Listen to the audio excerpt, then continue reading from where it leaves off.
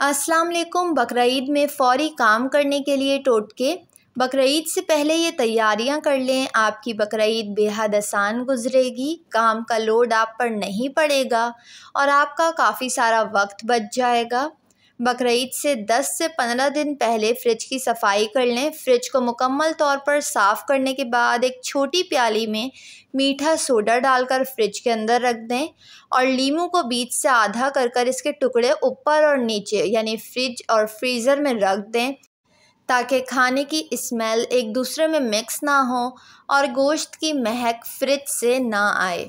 बहुत ज़्यादा तादाद में अदरक लहसुन का पेस्ट और कच्चे पपीते का पेस्ट पीस कर बनाकर आइस क्यूब की शक्ल में फ्रीज़ कर लें ताकि पूरा महीना आसानी से इस्तेमाल कर सकें और एन बकरीद के दिन आपको फ़ौरी तौर पर लहसुन अदरक या पपीते का पेस्ट पीसना ना पड़े।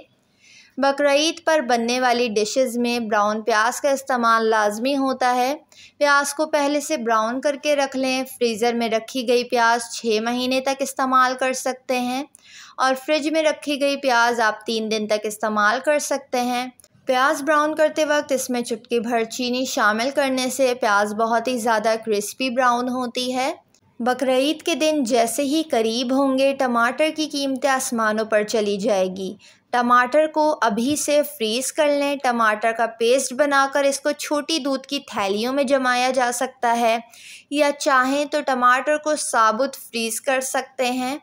इमली और हरे धनिए की चटनी बनाकर आइस क्यूब की शक्ल में फ्रीज़ कर लें ताकि ईद पर बारबेक्यू के मौके पर चटनी आपके पास पहले से बनी हो और आप ईद के दिन एंजॉय कर सकें।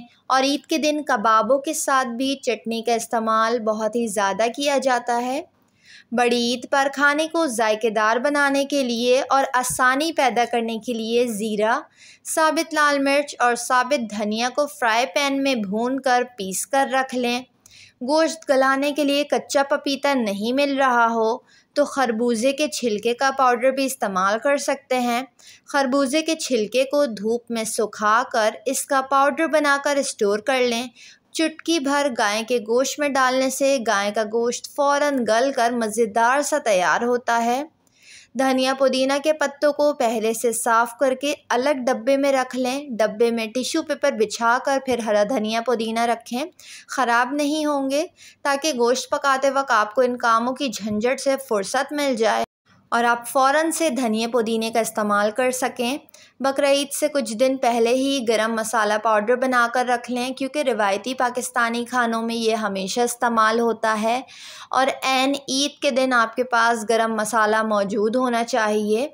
मसाला जात में काली मिर्च का इस्तेमाल बकरीद के मौके पर कसीर तादाद में किया जाता है क्योंकि मटन रोस्ट, अफ़गानी बोटी, कढ़ाई वगैरह में काली मिर्च का इस्तेमाल होता है। काली मिर्च को भूनकर ग्राइंडर में पीस कर रख लें। काली मिर्च ख़राब होने वाली चीज़ भी नहीं है और इस्तेमाल भी बहुत ज़्यादा होती है। ईद उल अज़हा से कुछ दिन पहले कोल्ड ड्रिंक और कोयला ख़रीद कर रख लें क्योंकि अक्सर करीबी दुकान बकरीद से कुछ दिन पहले बंद हो जाती है क्योंकि दुकानदारों को भी मवेशी लेने के लिए मंडी जाना पड़ता है और फिर कोयले दस्तयाब ना हो तो बारबेक्यू बन नहीं सकता। इसलिए इस बात को यकीनी बनाएं कि ईद से चंद दिन पहले तमाम चीज़ें ख़रीद कर रख लें। ये चीज़ ख़राब होने वाली भी नहीं है। बकरीद के मौके पर मसरूफ़ दिन में बाहर निकलना काफ़ी मुश्किल हो जाता है और फिर कुर्बानी का जानवर काटना और उसके गोश्त की सफाई से लेकर आगे के तमाम कामों में मर्द हजरात काफ़ी ज़्यादा मसरूफ़ हो जाते हैं।